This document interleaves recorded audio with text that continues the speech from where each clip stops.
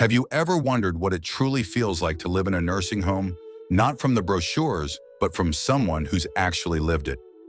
At 86, I made the move hoping for comfort and care, but what I found were 5 deep regrets no one warned me about. In this video, I'll share the emotional truths, hidden trade-offs, and life lessons every senior and caregiver should hear before making that decision. If you care about dignity, independence, and aging with meaning, stay with me. These stories may change how you see growing old and what you choose next. 1. Loss of personal freedom and privacy. There's a quiet kind of dignity that comes with being able to decide the little things for yourself, when to rise in the morning, what to eat for lunch, when to take a quiet moment alone, or even simply how to spend your time. We often take these freedoms for granted until one day they're no longer ours to shape. For many older adults, the decision to move into a nursing home is made with the best intentions. It's seen as a haven of safety medical care and companionship. And in many ways it can be. But what often goes unspoken and is rarely discussed before the move is the subtle, steady erosion of personal freedom and privacy that follows. It doesn't happen all at once. It's not a dramatic event. It's more like a slow fading of the boundaries that once defined you. In my years working with seniors as a geriatric physician and advocate, I've seen this pattern unfold time and again. The moment an older adult becomes a resident, they are no longer just a person. They become part of a system, structured, efficient, well-meaning, but often indifferent to the rhythms of individual lives. Let's talk plainly. In most nursing homes, your day is no longer your own. Wake-up times are fixed. Meal times follow a rigid schedule. Bathing, medications, group activities, all are prearranged with little room for personal preference. For someone used to the autonomy of their own home, this can feel like being folded into a machine with your needs filtered through what is practical for the staff rather than personal to you. Even basic choices like whether you want to take a walk before breakfast or have a cup of tea at night can become subject to staff availability, institutional policy, or logistical constraints. You begin to hear phrases like, "That's not allowed," or "We don't do that here," and they slowly chip away at the sense of being in control of your own life. And then there's privacy, that sacred space we all need, not just for comfort, but for our emotional well-being. In nursing homes, it becomes something rare, even fragile. Rooms are often shared. Curtains substitute for doors. Staff may enter at any time, sometimes knocking, sometimes not with the intention of care, but the unintended consequence of intrusion. It's not uncommon for residents to be interrupted mid-thought, mid-prayer, or mid-conversation with themselves. And over time, the message becomes clear: your space is not entirely your own anymore. This shift can have more than just emotional consequences. In geriatric medicine, we recognize that autonomy and privacy are critical to mental health and identity preservation. When those are stripped away, even in subtle ways, we often see corresponding increases in anxiety, depressive symptoms, irritability, and emotional withdrawal.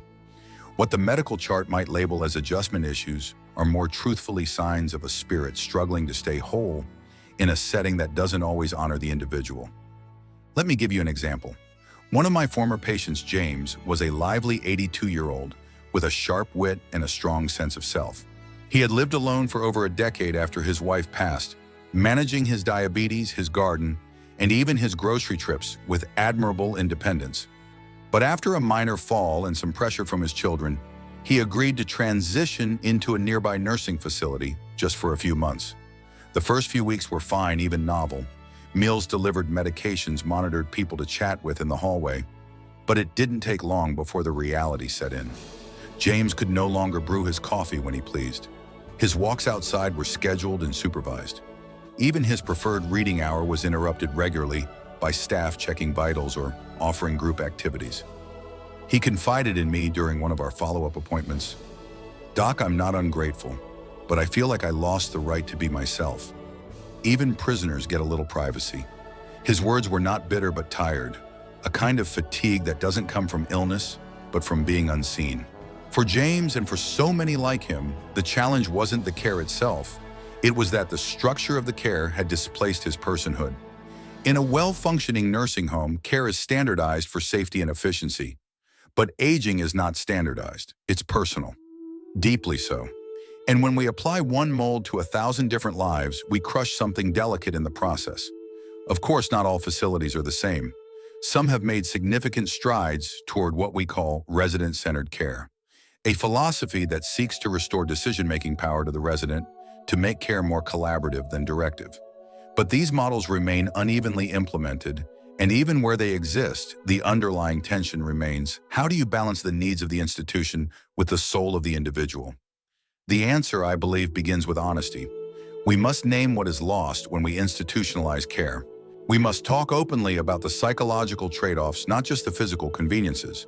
And we must equip families and older adults with the tools to ask better questions before choosing a facility. Questions like, can I choose my own meal times? Is it possible to have a private room or at least a dedicated space of solitude? How flexible is the schedule for bathing, waking, or activities? Will staff respect my need for silence or for prayer or for simply being left alone? These aren't luxuries. They are the contours of human dignity, and they must be treated as such. In medicine, we often focus on the measurable blood pressure weight lab values, but I've come to believe that one of the most vital signs in later life is the ability to make a choice. Any choice. Because when choice disappears, so does the will to thrive. To the adult children watching this video, on behalf of their parents, I ask you this: before prioritizing convenience or proximity, ask what your loved one values most. Is it safety? Is it independence? Is it silence or stimulation or a sense of home? And don't just ask once. Ask again in different words at different times. Aging can be confusing and contradictory, and what we need one week might shift the next. And to the seniors themselves, those brave enough to consider their next chapter, I say this with all my heart. You still have the right to shape your days, to protect your rituals, to ask for space. Even in a setting designed to care for you, you are still the author of your life. You may need to speak louder. You may need to repeat yourself. But don't let anyone, not even the well-meaning, rewrite your story without your permission. Because freedom in the end is not just about mobility or open doors. It's about being allowed to choose when to close them. It's about having your choices honored, not just tolerated. And that perhaps more than any pill or procedure is what makes aging a life worth continuing. Let us never forget, caring for the elderly is not just about keeping them safe. It is about keeping them seen. 2, feeling of isolation. Despite being surrounded by people, it's one of the most painful ironies of aging in a nursing home. You can be constantly surrounded by people, yet still feel entirely alone. When most families consider a nursing home for their aging loved one, they do so partly in hope of solving the problem of loneliness. It seems logical here. Finally, there will be peers to talk to, staff to assist, group activities to join. Surely being around others will help ease that quiet ache of solitude. But the truth is far more complex and far more silent. As a geriatric physician, I've seen this story unfold again and again. Older adults enter communal living expecting companionship, only to find a deeper kind of loneliness, the kind that comes not from being physically alone, but from being emotionally unseen. You see, human connection doesn't arise simply from presence. It arises from resonance, from shared stories, unhurried conversations, eye contact that lingers, laughter that isn't forced. And those things, unfortunately, are not guaranteed by proximity. Inside a nursing home, the setting is communal, but not always communal in spirit. Schedules are designed for efficiency, staff are stretched thin, residents are dealing with various stages of memory loss, physical limitations, or emotional fatigue. Conversations, when they happen, are often brief and practical. Do you want tea or coffee? Here's your medication. Ready for your shower. They are important words, but they are not bonding words. One of the most heartbreaking accounts I ever heard was from a resident named Carol, age 79. A retired school teacher, she had spent her life surrounded by conversation, curiosity, and the rich joy of storytelling. When she moved into a nursing home following a minor stroke, she hoped to find some comfort in the company of others her age. But within weeks, she began to fade, not physically, but emotionally. I sit in the dining room, she told me once, and I listen. But no one really speaks. Or if they do, it's all small talk. They ask how you slept or if you like the soup, but no one asks about your grandchildren. No one asks what you miss. There's no real talking here, just noise. That sentence stayed with me. There's no real talking here, just noise. What Carol experienced is something many elderly people in nursing homes struggle to name. It's not the absence of others, it's the absence of connection. We call this social isolation, in presence a condition where the emotional environment is barren, even though the room is full. And it's more than a feeling. Research in gerontology tells us that this type of emotional disconnection is linked to real health risks.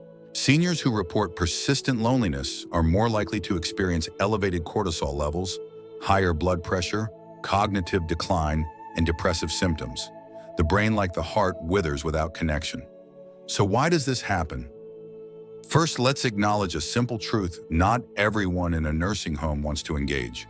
Many are tired, some are grieving, others are facing memory loss or mood disorders that make interaction feel burdensome. These aren't failures, they're realities of aging. But they do make community building harder. Second, the institutional environment can discourage authentic connection. Group activities, though well-intended, are often generalized and repetitive. Bingo games, sing-alongs, craft circles, they serve a purpose, but they rarely tap into the deeper identity of a resident. The former artist, the retired professor, the gardener, the war veteran, their internal worlds are rich, but the programming often doesn't reflect or draw out those depths. Third, familiar faces are often gone. Friends from the neighborhood, church members, longtime neighbors. These are people who knew your history, who could finish your stories, who remembered your birthday without needing a file. That level of familiarity cannot be quickly recreated in a shared hallway or at a scheduled event. And so the elder feels unseen, even if surrounded by dozens of names. This emotional landscape isn't hopeless, but it does require awareness and effort. Some facilities are beginning to recognize the need for meaningful social architecture, not just activities, but spaces and systems designed for genuine interaction. Programs that match residents by interest, discussion circles led by trained facilitators, storytelling nights, peer mentorship, intergenerational programs that bring in children or volunteers. Even small changes, like allowing residents to cook a meal together once a week, can break through the fog of isolation and remind someone you matter. You're still part of something. But it's not just the facility's responsibility. Families play a crucial role in protecting their loved ones' emotional world. Regular visits are important, yes, but so are the kinds of visits. Bring photo albums, ask for stories, record your parent telling you about their childhood. Ask them to teach you something they've mastered: a recipe, a song, a prayer. Don't just visit their room. Take them outside if possible. Let them choose the direction of the walk. Let them feel, even just for an hour, that they are still an agent of their life. And if you're a senior watching this, living in a nursing home, or preparing for the possibility, I want to offer you this: you are allowed to ask for connection. You are allowed to say, "I'm lonely." You are allowed to request more meaningful engagement, to ask for a book club, a chess partner, a journal group. You are allowed to invite a fellow resident for tea, even if it feels awkward at first. You are allowed to be seen. Because connection for you is not a luxury, it is a lifeline. Let us never underestimate the power of being truly heard, especially in later life when so many other powers begin to fade. The ability to speak and be received is one of the last sacred forms of control we have. Because in the end, we were not made simply to be housed. We were made to be held in conversation, in memory and meaning. So yes, a nursing home can be full, but a life only feels full when it is shared. Let's never stop fighting for that fullness, no matter where we live or how old we become. 3. Loss of independence and autonomy. If there is one thread that quietly runs through every stage of growing older, it's the fight to hold on to autonomy. We may lose strength, speed, or memory, but the ability to make our own choices, however small, remains one of the last sacred powers of identity. And when that too is taken away, something deeper begins to erode, not just our lifestyle, but our sense of self. For many seniors entering nursing homes, the loss of independence doesn't hit all at once. It comes slowly, subtly, often wrapped in care. At first, it feels like help. Then one day you realize your days are no longer truly yours. In the medical world, we often talk about the benefits of long-term care facilities: better access to medications, reduced risk of falls, round-the-clock assistance. And these are real measurable advantages. But what we don't always measure or even name is the emotional price of having someone else dictate the rhythm of your life. You wake up because the staff says it's time. You eat when the food is brought. You shower when someone else's schedule allows. Even the option of saying not today becomes complicated, and so begins the quiet diminishment of personhood. When I speak with patients who've recently moved into a nursing facility, the most common emotion they express is not fear, it's frustration.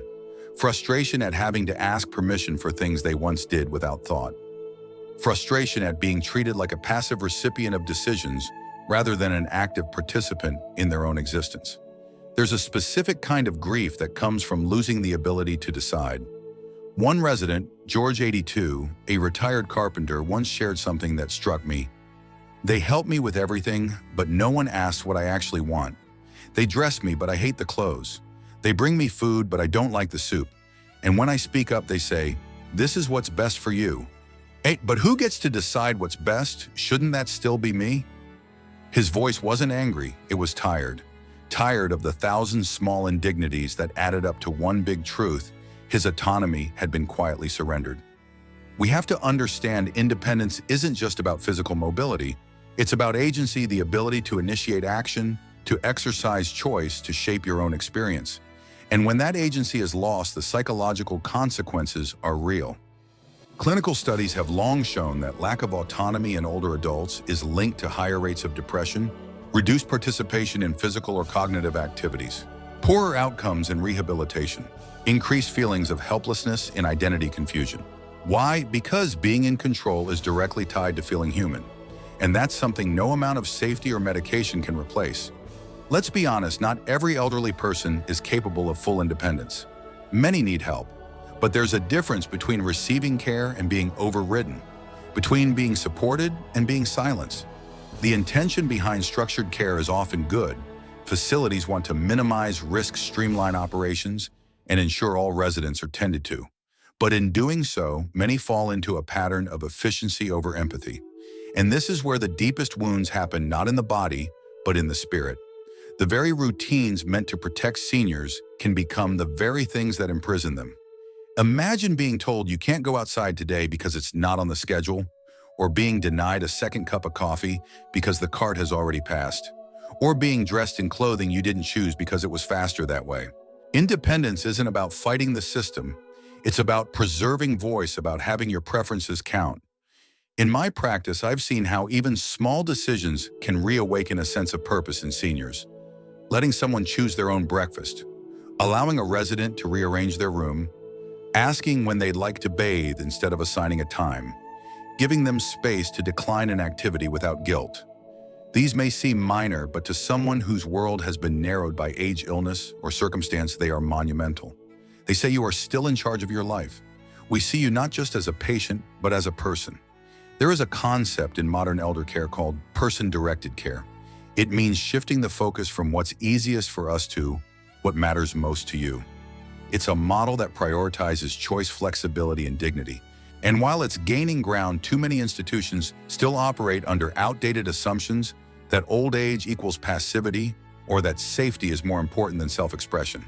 But let me ask you this: what's the point of living longer if you're no longer living as yourself?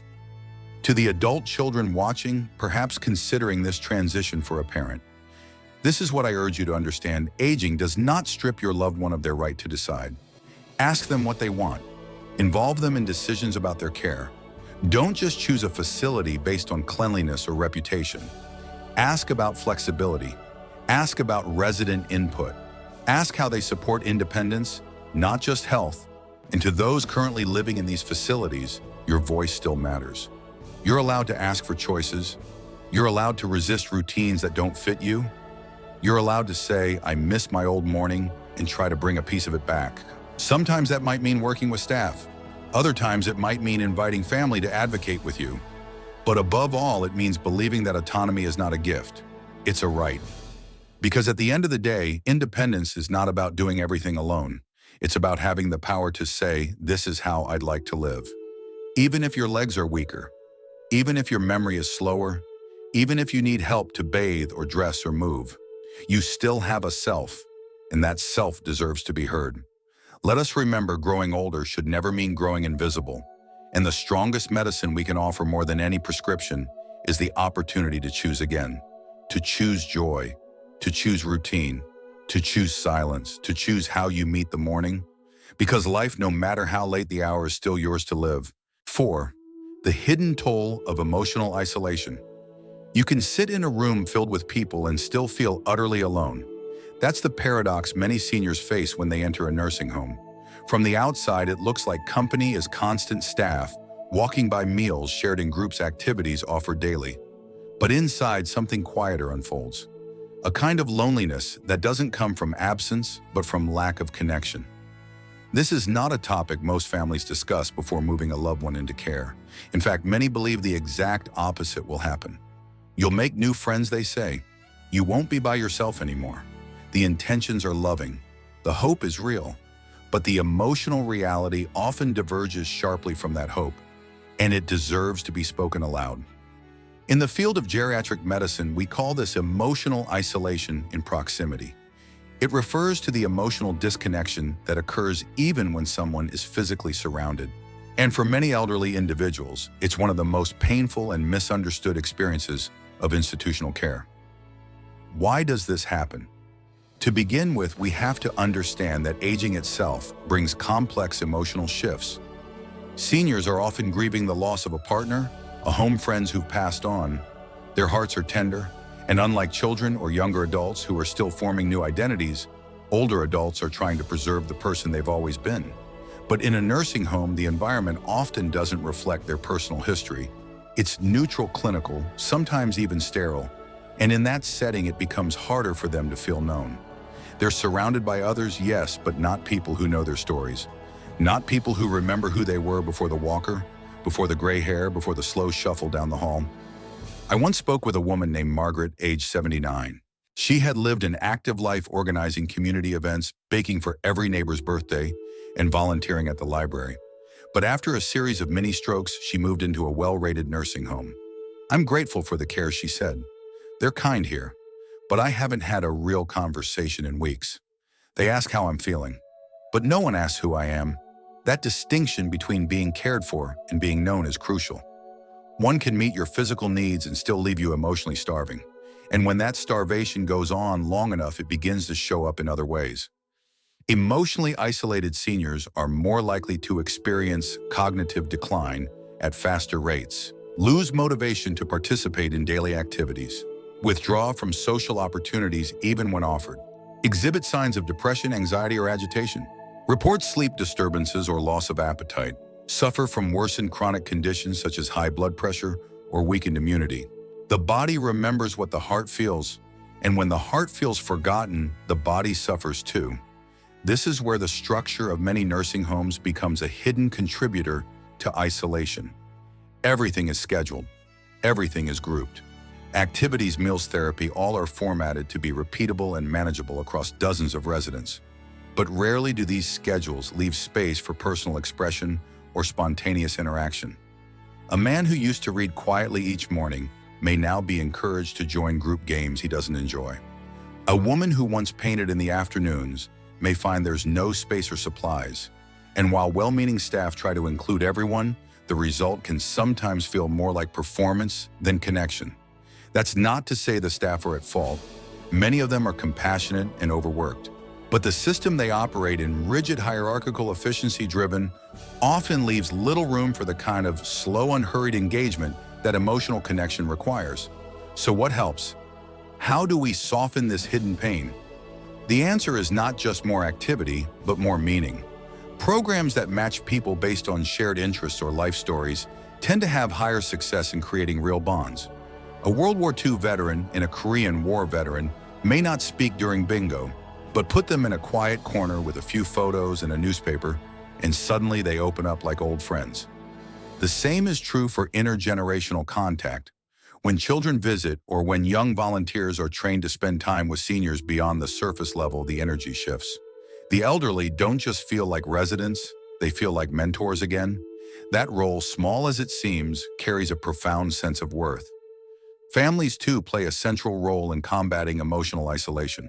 Regular visits are good, but intentional visits are better. Ask for stories, not just health updates. Bring objects from their old home, a favorite mug, a familiar pillow, share videos of grandchildren photos of their old neighborhood. Sit with them in silence and let them guide the pace. Ask them to teach you something, a song, a recipe, a prayer. These gestures, though small, tell your loved one, you are still a part of something. You still matter here. If you're watching this and you're the one living in a nursing facility, know this. It is not weakness to say I feel alone. It is not selfish to long for deeper conversation. It is not wrong to miss your old routines, your old kitchen table, your old cat curled up by your feet. These are real griefs, and they deserve to be honored. You may need to advocate for yourself, speak to the staff, ask for changes in activity, request smaller groups or more time with people you connect with. Or you may simply need someone to acknowledge the quiet truth that presence is not the same as connection. Because in the end, we are not nourished by noise. We are nourished by being seen, by hearing our names spoken with warmth, by sharing laughter that remembers, by touch that says, I'm still with you. Let us never mistake a full schedule for a full heart. And let us never forget that what makes life rich at 30, 50, or 90 is the same: being heard, being loved, being understood. Even now, especially now, those things are your right. 5. The loss of autonomy and its hidden consequences. It often begins with small compromises. You agree to take your medication at their set time. You adjust your bedtime because the lights in the hallway don't dim until 10. You eat what's placed on the tray because choices aren't always available. And slowly, without realizing it, you start living a life that no longer feels like your own. This is the quiet erosion of autonomy, and in the landscape of nursing home life, it is perhaps the most misunderstood and underestimated loss. Autonomy in its purest form is the right to direct your own life. For younger adults, it's often taken for granted. But for older adults, especially those in care settings, autonomy is something they must actively fight to retain. And too often they lose that fight not because of malice, but because the system is built to prioritize order over individuality. As a geriatric physician, I've watched this pattern unfold in many of my patients. They enter a nursing facility after a fall, a stroke, or a sudden medical event. At first, everyone is focused on recovery, on stability, on making sure mom is safe now. But as the weeks pass, something changes, not in the body, but in the spirit. The light dims, the questions stop. The I'll do it myselfs become, it's okay, you can. And over time, the resident becomes less a person directing their day and more a participant in someone else's plan. We call this the passivity trap, and its consequences are real. Robert, 82, was a former engineer with a deep love for routine. Every morning for decades, he rose before dawn, brewed his coffee strong, and read the newspaper cover to cover in silence. That ritual was his anchor, something that grounded him through the death of his wife, the departure of his children, even retirement. When he moved into a nursing home, that ritual disappeared. Coffee came lukewarm at 8:00. The paper was shared between residents and often arrived late. There was always someone bustling through his room before sunrise. At first, he tried to adapt. He smiled, he thanked the aides. But within weeks, his family noticed a change. He stopped asking about world events. He began sleeping more. He refused to participate in physical therapy. The clinical team flagged low mood on his chart. But what he was experiencing wasn't just sadness, it was disempowerment. The loss of choice had numbed his desire to participate. His daily routine, the very structure that once gave him pride, had been overwritten. And Robert is not alone. We see this all the time. When older adults lose autonomy, they don't just lose control over their schedule. They lose motivation to engage in recovery, a sense of identity and purpose, confidence in their own judgment, trust in their surroundings, joy in everyday living. Psychologically, autonomy is one of the core pillars of well-being. In fact, self-determination theory, widely studied in aging, shows that when people are deprived of choice, their cognitive sharpness, emotional health, and physical recovery all decline.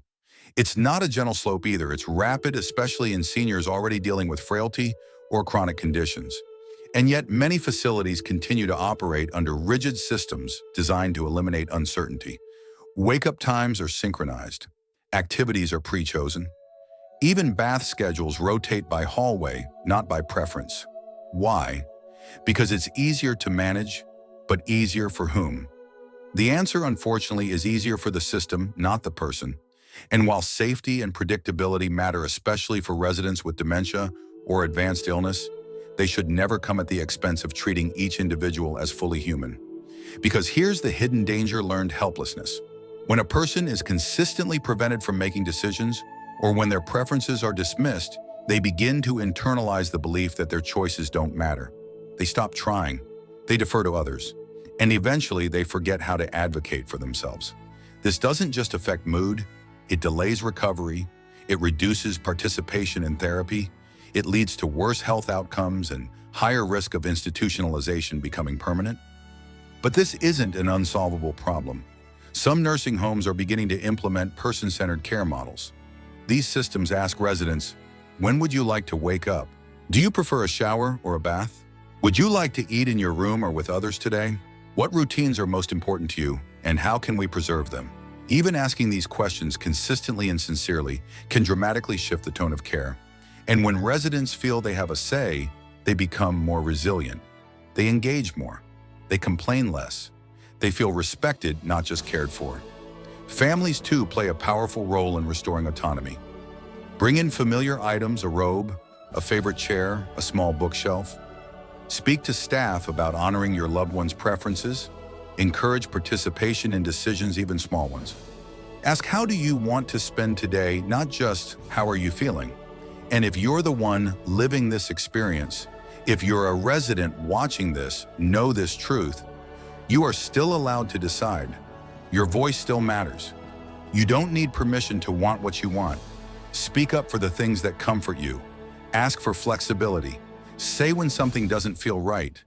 Even in a care setting, you are still the author of your life story. Because the true measure of dignity isn't just in how clean your sheets are or how timely your medications arrive. It's in how often someone asks you, what do you want today? Let us remember, caring for the elderly is not just about managing risk. It's about preserving the power to choose. Even when bodies are frail, even when memory fades, even when help is needed every day, the right to be yourself fully, freely, unapologetically never expires. And the cost of ignoring that truth is the quiet disappearance of the person behind the name tag on the door. So let's build systems, families, and conversations that don't just protect life, but return it inch by inch into the hands of the ones still living it. Looking back, these regrets aren't just personal, they're warnings, reminders, and lessons for anyone facing the difficult choice of nursing home care. Aging should never mean losing yourself. If this video helped you reflect or brought comfort, don't keep it to yourself. Share it with someone who needs it. And for more heartfelt stories, expert insights, and honest conversations about growing older with dignity, subscribe to Wisdom of Elderly. We're here to walk this path with you, one truth at a time. Click the subscribe button and turn on the bell so you never miss a moment that matters.